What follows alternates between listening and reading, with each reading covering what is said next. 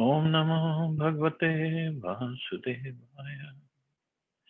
Narayanam Namaskritya Naram Chaiva Narottamam Devim Saraswatim Vyasam Tato Jayamudiriya.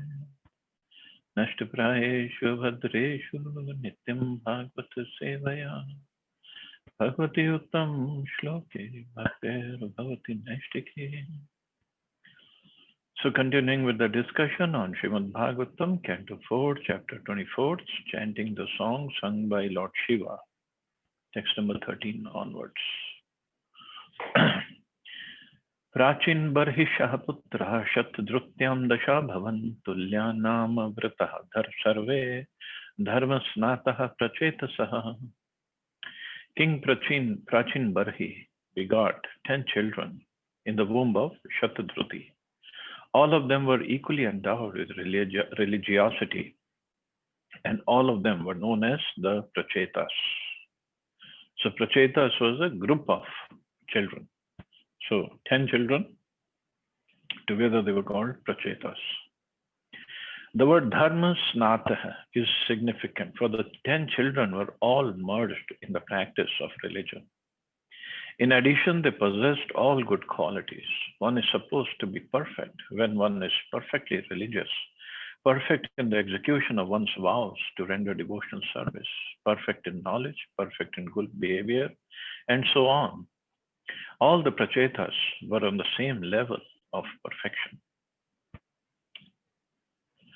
Pitradishta Praja Sarge Tapse Arnavama Vishan Dashvarsha Sahasrani Tapsar Chas Tapaspatim. When all these Prachetas were ordered by their father to get to marry and beget children, because the father was a Prajapati, they all entered the ocean and practiced austerities and penances for 10,000 years. Thus they worshipped the master of all austerity, the Supreme Personality of Godhead, Tapaspatim, master of austerity. Sometimes great sages and ascetics enter the Himalaya mountains in order to find seclusion from the turmoil of the world. It appears, however, that all the Prachetas, the son of Prachin Barhi, entered the depths of the ocean to perform austerity in a secluded place. Since they performed austerities for 10,000 years, this incident took place in the Satya Yuga when people used to live for 100,000 years. It is also significant that by their austerity, they worship the master of austerity, Shri Krishna, the Supreme Personality of Godhead. If one wants to perform austerities and penances in order to attain the supreme goal, one must attain the favor of the Supreme Personality of Godhead. If one achieves the favor of the Supreme Lord, it is to be understood that he has finished all kinds of austerities and penances and has attained efficiency in their execution. On the other hand, if one does not attain the perfect stage of devotional service, all austerities and penances actually have no meaning. For without the Supreme Lord, no one can attain the highest results derived from performing them. As stated in Bhagavad Gita 5.29, Lord Shri Krishna is the master of all penances and sacrifices. Bhoktaram Yagitapsam Sarvalok Maheshwaram. Thus, the desired result of performing austerities may be derived from Lord Shri Krishna. So they did all these austerities, they entered the ocean, and then 10,000 years they stayed inside and performed the tapasya. And they did it to please the Supreme Personality of Godhead. And if Krishna is pleased by the austerities and penances, then everything is attained. In Srimad Bhagavatam it is stated, Ahobachpacha to Gariyan. Even if a person is born in a family of Chandals, the lowest birth one can get in human society, he is glorious if he chants the holy names of the Lord. For it is to be understood that by such chanting, a devotee definitely proves that he underwent all kinds of austerities in his previous life. By the grace of Lord Chaitanya, one who chants the Maha Mantra, Hare Krishna, Krishna Krishna, Hare Hare, Hare Ram, Ram Ram, Hare Hare, attains the highest perfectional stage, which had previously been attained by people who entered the ocean and executed austerities for 10,000 years. In this stage of Kali, if a person does not take advantage of chanting the Hare Krishna mantra, which is offered as a great concession to the fallen human beings of this age, it is to be understood that he is very much bewildered by the illusory energy of the Lord. So in Satya Yoga, doing all sorts of austerities and penances, going to Himalayas, going underwater, or doing for 10,000, or like some rishis did for 60,000 years. So Vishwamitra Muni did for 60,000 years of tapasya. So, but all this in this day and age, we don't have that kind of life. We don't have that kind of stamina or strength or that kind of control over the mind. We are always disturbed. So in this day and age, it's only by mercy of Chaitanya Mahaprabhu who said, just chant Hare Krishna Mahamantra. That's it. And Srila Prabhupada who said, Mahaprabhu said 64 rounds, you just chant minimum 16, you're fine. You'll be fine. It's so much of concession. Prabhupada said this in the purport. Concession is given. All we have to do is just chant this and follow the principles, and that's it. It's easy. Yaduktam pathidrishtena girishena prasidata tadhaya yanto japantasya pujayantasya samyataha. When all the sons of Prachin Barhi left home to execute austerities, they met Lord Shiva, who out of great mercy instructed them about the absolute truth. All the sons of Prachin Barhi meditated upon the instructions, chanting and worshipping them with great care and attention. It is clear that to perform austerities or penances, or for that matter, any form of devotion service, one has to be guided by a spiritual master. Here it is clearly stated that the 10 sons of Maharaj Prachin Barhi were favored by the appearance of Lord Shiva, who out of great kindness gave them instructions regarding the execution of austerities. Lord Shiva actually became the spiritual master of the 10 sons, and in turn his disciples took his words so seriously that simply by meditating upon his instructions, dhyayanta, they became perfect. This is a secret of success. After being initiated and receiving the orders of the spiritual master, the disciple should unhesitatingly think about the instructions or orders of the spiritual master and should not allow himself to be disturbed by anything else. This is also the verdict of Srila Vishwanath Chakravarti Thakur, who, while explaining a verse of Bhagavad Gita, Vyavasayatmika Buddhir, points out that the order of the spiritual master is the life substance of the disciple. The disciple should not consider whether he is going back home, back to Godhead. His first business should be to execute the order of his spiritual master. Thus, the disciple should always meditate on the order of the spiritual master, and that is perfectional meditation. Not only should he meditate upon that order, but he should find out the means by which he can perfectly worship and execute it. So, Prachetas, they left home to go to ocean to perform the austerities. And because their father had asked them to get married and increase the population. But before that, they wanted to perform austerities, so they are eligible, they are qualified for entering the Grihastha ashram. So that is the reason they wanted to perform austerities. But because of their heart was clean and they wanted to really please the Supreme Lord, Lord Shiva appeared and guided them Prabhupada said he became their spiritual master. Similarly, just like when Dhruv Maharaj was going to the forest to perform austerities, Narad Muni appeared, and he took his entrance exam, and then he guided him.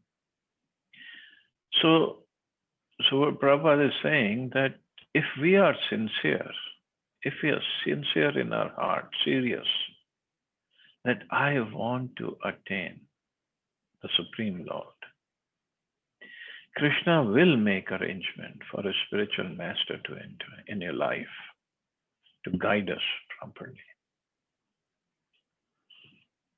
Of course, in our case, we are very fortunate that Prabhupada's instructions, through his books, through his lectures, they're always there.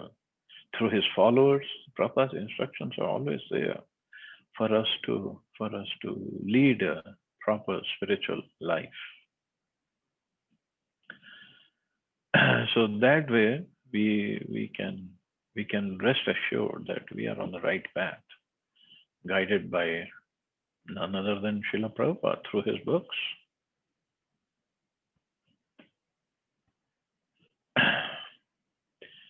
Viduruvacha prachetasam giritrena yatha sitpati sangamaha yaduta araha pritas tanno brahman vadartavat. Vidura asked Maitreya, my dear Brahman, why did the Prachetas meet Lord Shiva on the way? Please tell me how the meeting happened, how Lord Shiva became very pleased with them, and how he instructed them. Certainly such talks are important. I wish that you please be merciful upon me and describe them. Whenever there are some important talks between a devotee and the Lord, or between exalted devotees, one should be very much curious to hear them. At the meeting of Naimisharanya, where Suta Goswami spoke Srimad Bhagavatam to all the great sages, Suta Goswami was also asked about the talks between Maharaj Parikshit and Shukdev Goswami. For the sages believed that the talks between Shukdev Goswami and Maharaj Parikshit must have been as important as the talks between Lord Krishna and Arjuna. As everyone is still eager to learn the subject of Bhagavad Gita in order to become perfectly enlightened, Vidura was similarly eager to learn from the great sage Maitreya about the talks between Lord Shiva and the Prachetas. So he was so eager. As soon as he heard Prachetas met Lord Shiva and Lord Shiva instructed them, he wanted to hear what did they say? How did he guide them? Sangama khalu viprarshe shivene sharirinam durlava munyo dadhyur asangadyam abhipsitam. The great sage Vidura continued, O best of the Brahmins, it is very difficult for living entities encaged within this material body to have personal contact with Lord Shiva. Even great sages who have no material attachments do not contact him, despite their always being absorbed in meditation to attain his personal contact. It is very difficult for living entities encased, means who are in this material body, to contact Lord Shiva, to have personal contact with Lord Shiva. It's not easy. I mean, through his deities, through Shivalinga, we can have contact, but to personally have meeting with Lord Shiva, it's not easy. So he was surprised. How come Prachetas met him? Since Lord Shiva does not incarnate himself unless there is some special reason, it is very difficult for an ordinary person to contact him. However, Lord Shiva does descend upon on a special occasion when he is ordered by the Supreme Personality of Godhead. In this regard, it is stated in the Padma Puran that Lord Shiva appeared as a Brahman in the age of Kali to preach the Mayavad philosophy, which is nothing but a type of Buddhist philosophy. Lord Shiva, speaking to Parvati Devi, foretold that he would spread the Mayavad philosophy in the guise of a sannyasi Brahman just to eradicate Buddhist philosophy. This sannyasi was Sripad Shankaracharya. In order to overcome the effects of Buddhist philosophy and spread Vedanta philosophy, Sripad Shankaracharya had to make some compromise with the Buddhist philosophy. And as such, he preached the philosophy of monism, for it was required at that time. Otherwise, there was no need for his preaching Mayavad philosophy. At the present moment, there is no need for Mayavad philosophy or Buddhist philosophy, and Lord Chaitanya rejected both of them. This Krishna consciousness movement is spreading the philosophy of Lord Chaitanya and rejecting the philosophy of both classes of Mayavadi. Strictly speaking, both Buddhist philosophy and Shankara's philosophy are but different types of Mayavad, dealing on the platform of material existence. Neither of these philosophies has spiritual significance.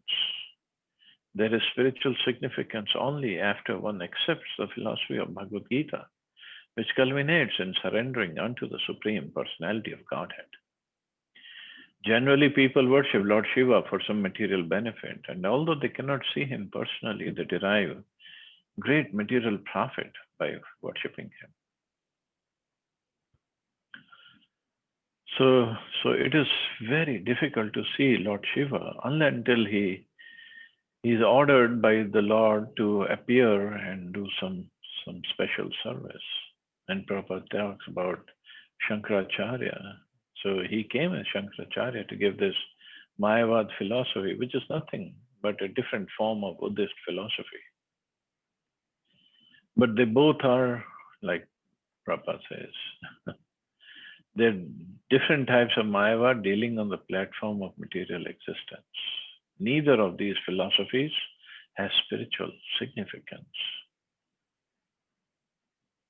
Of course, we cannot tell this to the followers of Buddha and Shankaracharya, because they think they are very spiritually advanced. But if we understand the philosophy properly, so their ultimate aim is to, Buddhists say everything is void and Mayavadis say everything is one. So ultimate aim is to merge, either become void or become one, become merge in Brahm Jyoti. But that's considered, actually one way it is considered spiritual suicide. So, and there is no spiritual significance in the sense, after even being in the Brahm Jyoti, one has to fall down again. And at one place, it is said, I don't know who said that, I think Rupa Goswami said that. I have to confirm that he says, the Mayavadis, they become trees after this lifetime. Trees or rocks, because they are so much in ignorance. So if that is possible, then that is why there is no spiritual significance in following that kind of philosophy.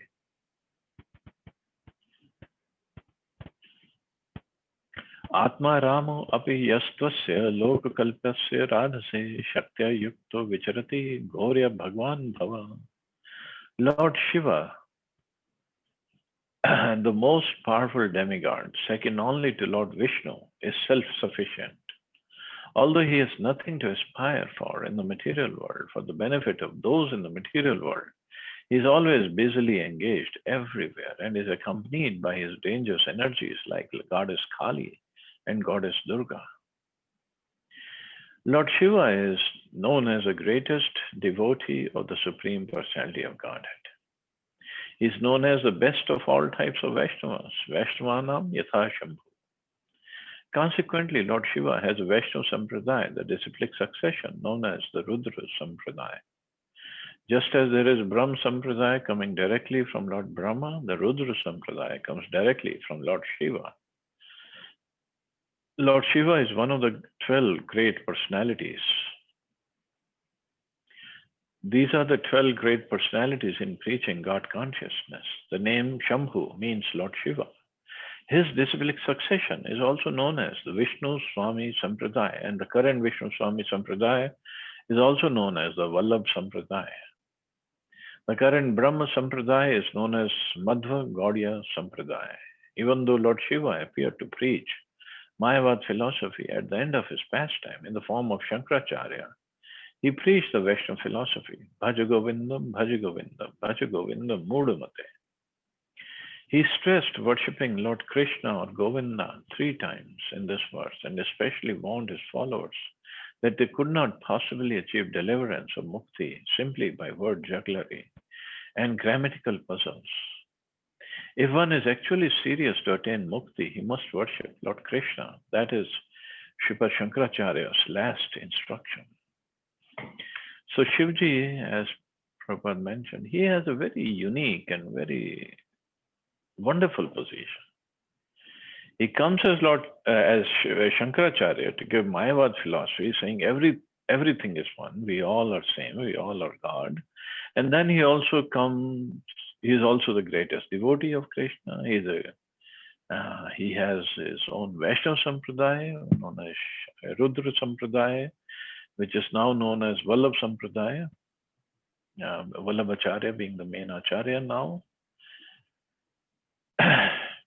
And even when he gave the Mayavad philosophy as Shankaracharya, in the end, he said, Bhaja Govindam, Bhaja Govindam, Bhaja Govindam Mudamate. All the essence of all the philosophies is in Bhaj Govinda.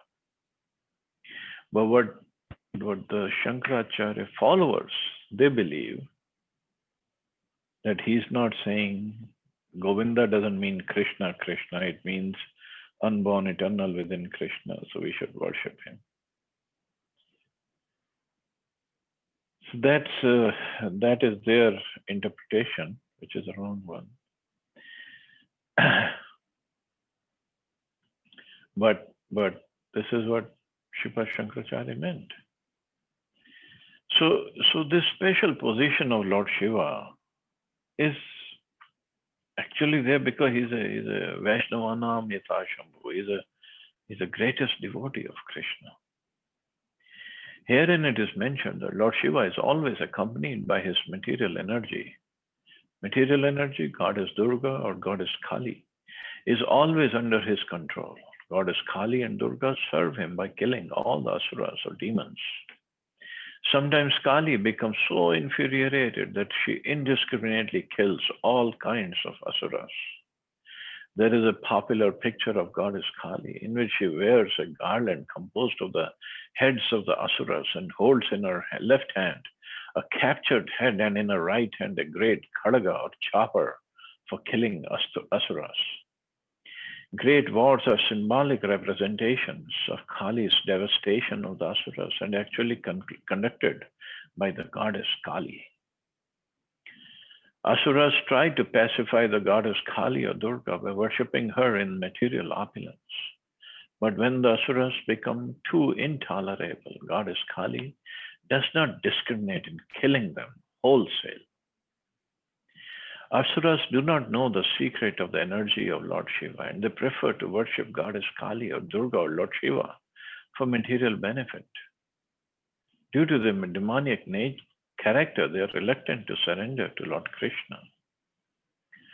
Lord Shiva's duty is very dangerous because he has to employ the energy of goddess Kali or Durga. In another popular picture, the goddess Kali is sometimes seen standing on the prostrate body of Lord Shiva, which indicates that sometimes Lord Shiva has to fall down flat in order to stop goddess Kali from killing the asuras. So even Lord Shiva has to please his wife. Okay, you've gone too angry now, so don't go on killing so many asuras. And because asuras are devotees of Lord Shiva, so he has to protect them as well. Since Lord Shiva controls a great material energy, goddess Durga, worshippers of Lord Shiva attain very opulent positions within this material world. Under Lord Shiva's direction, a worshipper of Lord Shiva gets all kinds of material facilities. In contrast, a Vaishnava, a worshipper of Lord Vishnu, gradually becomes poorer in material possessions because Lord Vishnu does not trick his devotees into becoming materially entangled by possessions. Lord Vishnu gives the devotees intelligence from within. He says, to those who are constantly devoted and worship me with love, I give the understanding by which they can come to me. Thus, Lord Vishnu gives intelligence to his devotee so that the devotee can make progress on the path back home, back to Godhead. Since a devotee has nothing to do with any kind of material possession, it does not come under the control of Goddess Kali or Goddess Durga. So with the Navaratras going on, the devotees of Krishna, they generally they don't keep Navaratras, they don't follow this.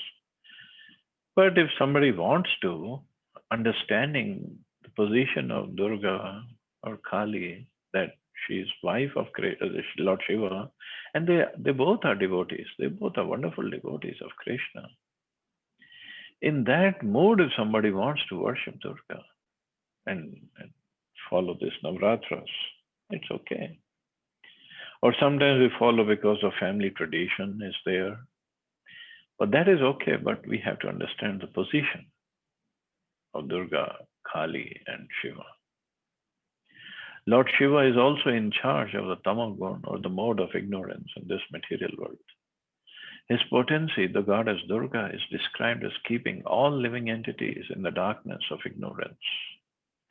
Both Lord Brahma and Lord Shiva are incarnations of Lord Vishnu, but Lord Brahma is in charge of the creation, whereas Lord Shiva is in charge of the destruction, which he carries out with the help of his material energy, Goddess Kali or Goddess Durga.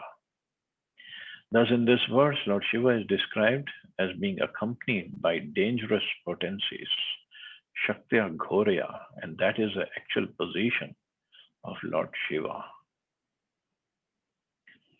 So many services he does for the pleasure of Krishna, because these services nobody else is qualified to perform, which Lord Shiva does very happily, gladly he does. So anyway, we'll stop here, see anybody has any questions or comments.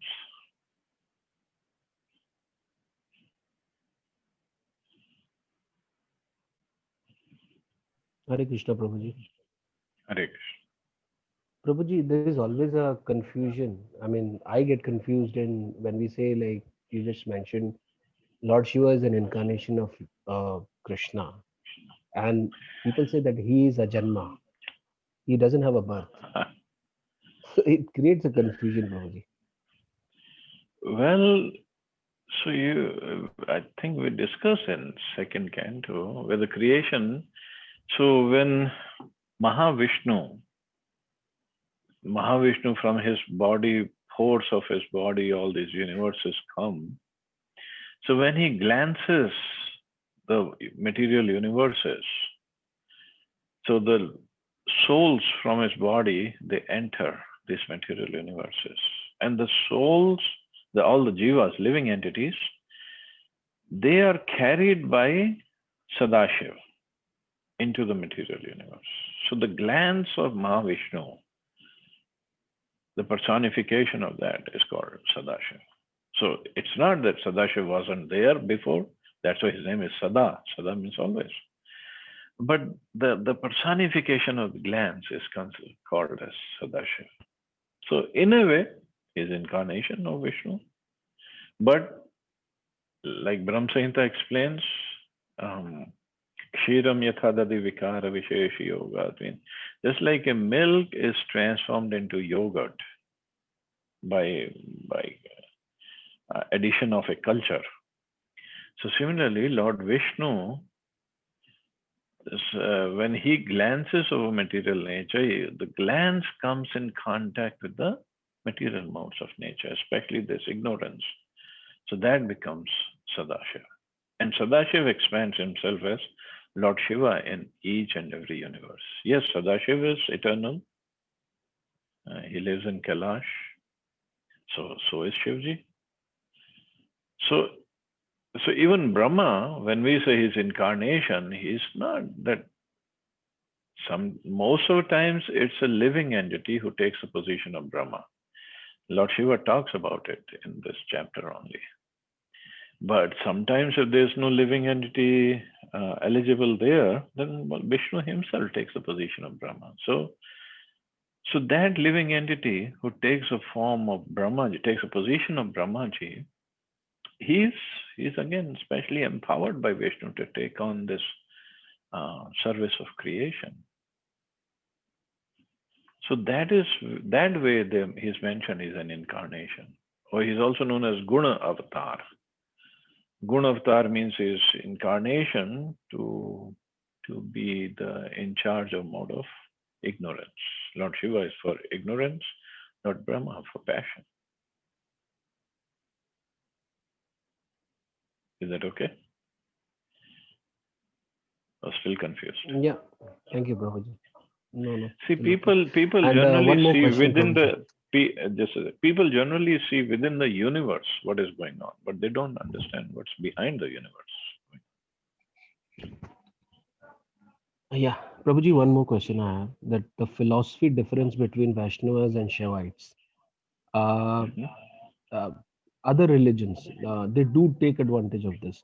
I mean, take one example where Varnashram we talked about, and we talked about casteism. Casteism was, we know it's materialistic. I mean, people used it for their own benefits, uh, materialistic people. But it was not actually, it was actually a Varnashram. Casteism was Mhm. made for, I think that's what you explained earlier, that it was for work related things, who will do what, and like admin, you said kings and all kshatriyas will rule the world, and that's the way it is, it should be. But then people took it wrong way. Now there is a lot of division we can see today. Political division is there in the country. You'll see that somebody is going with someone, and basis that things were happening, somebody is taking the vote and becoming something and something. So my question is, the differences in philosophy, and then if somebody hears it, they don't you think that they will say it's a weakness within, that the people are fighting within their own religion, of which one is right and which one is wrong. Mhm. Okay, so outside in India we have this caste system, which is the perverted form of Varnashram system. Hmm. But outside India, we don't have Varnashram system, we don't have caste system, but still there are problems in the society. So the politicians will always find something to take advantage of. So we cannot blame the politicians. It's the Kali Yuga. In America there is no caste system, but Yeah, still correct. politicians are taking advantage of this White and and black that. issues get. Yeah. Oh, there's so many issues. True, So Prabhuji. then politicians are politicians, so you cannot do anything. And then secondly, why there are different philosophies? Okay, so if you take, suppose, Christianity, one Jesus Christ, right? Yeah. Do you know how many denominations are there in Christianity? How many? You can't even imagine. Even I don't know how many are there. There's so many. So many churches are there, so many different names churches, and people from one church, they cannot and they do not go to the other church. Do you know that? In India, you go to every temple. There is no stopping. We go to Gurdwara also, we go to Ganesha temple, Shiva temple, Hanuman temple, ISKCON temple. Any temple you want to go to, you can go. But here, you cannot go to the church where you don't belong to. So which one is? Of course, in Vedic system, it's not like one size fits all. Okay, you want to follow Karma Kanda? There are plenty of Karma Kanda things you can do. You want to follow Gyan, Yoga, Mayavad philosophy? If this is what your consciousness level is at, fine, do it. And slowly, slowly, slowly, you'll make advancement. Yeah. Thank you, Prabhuji. Even in Islam, okay, there's only one Allah, one Hazrat Muhammad. But so you know how many denominations are there in Islam? Major are Shia and Sunni and Ahmadiyya Ahmadiyas are there, yeah. and Wahhabis.